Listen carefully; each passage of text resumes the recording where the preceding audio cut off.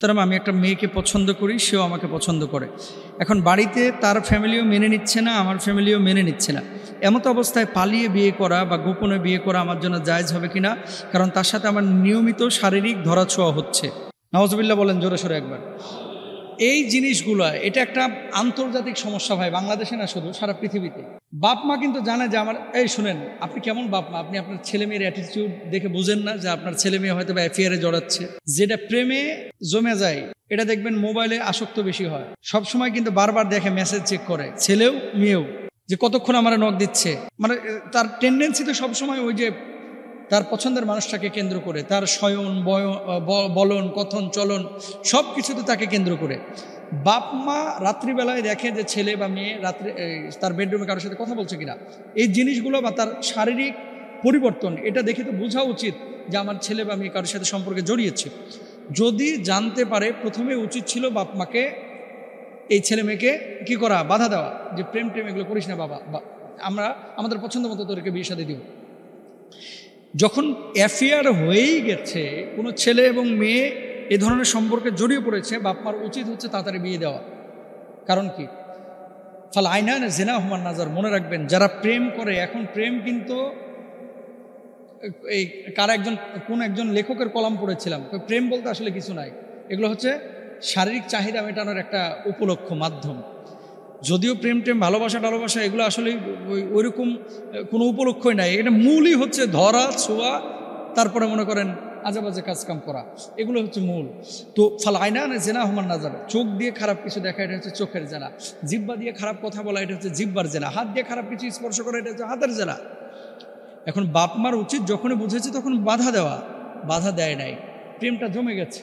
এখন ছেলেমেয়েরা জেনাহের মধ্যে নিয়মিত লিপ্ত হচ্ছে, এমত অবস্থায় বাপ মার উচিত বিয়ে দিয়ে দেওয়া। এখন বাপ মা যদি সেক্ষেত্রে মেনে না নেয় যে আমার এই চৌধুরী বাড়ির সাথে অমুক বাড়ির বিয়ে সাথে আমি মানতে পারবো না, এরকম যদি হয়ে থাকে, ছেলে মেয়ে পালিয়ে বিয়ে করতে পারবে কি না? দুইটা মাসালা। এক নম্বর, ছেলেও অ্যাডাল্ট, মেয়েও অ্যাডাল্ট। ছেলে বউ পালার মতো তার ফাইন্যান্সিয়াল ক্যাপাসিটি আছে, ফিজিক্যাল ক্যাপাসিটি আছে, এবং সেই মেয়েটার ভরণ পোষণ, তার সামাজিক নিরাপত্তা, পারিবারিক নিরাপত্তা সব কিছু ছেলেটা দিতে পারবে, এবং সে যথেষ্ট মানে পয়সাওয়ালাও, বউ পালার মতো তার যোগ্যতা আছে। এমত অবস্থায় জেনা থেকে বাঁচার জন্য যদি পালায়া বিয়ে করে, কোনো স্কলার বলছেন এই বিয়েটা জায়েজ।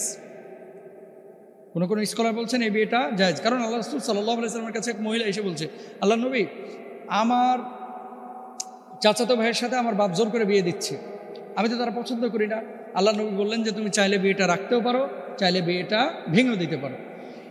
নবীজি আবার আরেকটা হাদিসের মধ্যে কি বলছে খেয়াল করেন, আইয়ুমা ইমরাআতিন নাকাহাত বিগাইরি ইজনি ওয়ালিহা ফানিকাহুহা বাতিলুন বাতিলুন বাতিলুন। নবীজি তিনবার বলেছেন এই কথা, যে কেউ যদি পিতামাতার অনুমতি ছাড়া কোনো মেয়ে বিয়ে করে, তার বিয়েটা বাতিল বাতিল বাতিল। এখন সিচুয়েশনটা আপনাকে বুঝতে হবে।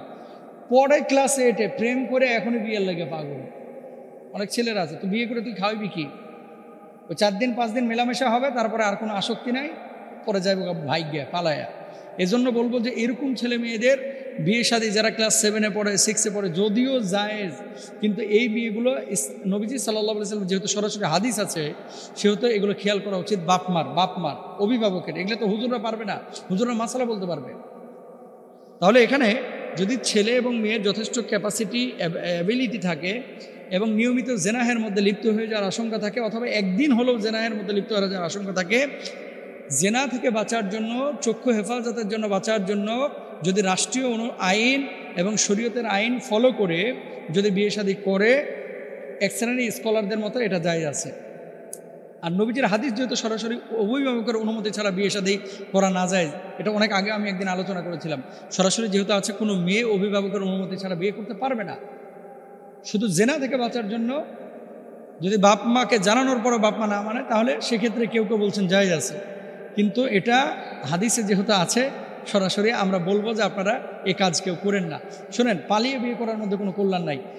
এই যে ঢাকা সিটির ভিতরে 52,000 54,000 প্রতি বছর তালাকের আবেদন করতেছে, ম্যাক্সিমামই হচ্ছে প্রেমের বিয়ে কিন্তু ভাই বেশি দিন টিকে না।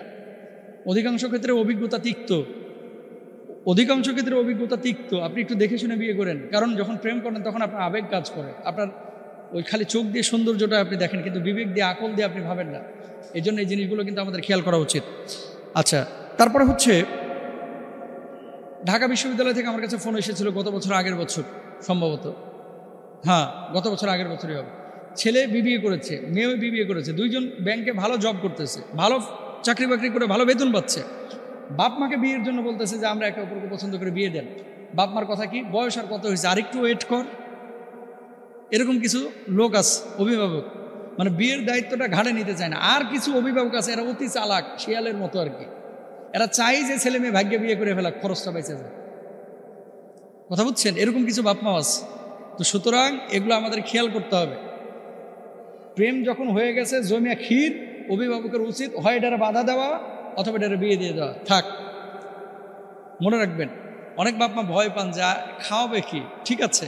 তা আপনার ছেলে এখন প্রেম করে প্রতিদিন পার্কে গিয়ে আড্ডাবাজি করতেছে, গুনাহ তো আপনারও হচ্ছে। আপনি যেটা করবেন, মনে করবেন যে আল্লাহ যদি আমার একটা মেয়ে দিত তাহলে মেয়েটাকে কি খাওয়ানো লাগতো না। এই নিয়তে আপনি আপনার মেয়ে ওই ছেলের বিয়ে দিয়ে বউটাকে খাওয়াবেন ইনশাআল্লাহ, বেটার বউকে, ছেলের বউকে। আল্লাহ তাআলা আমাদেরকে বোঝার তৌফিক দান করুন।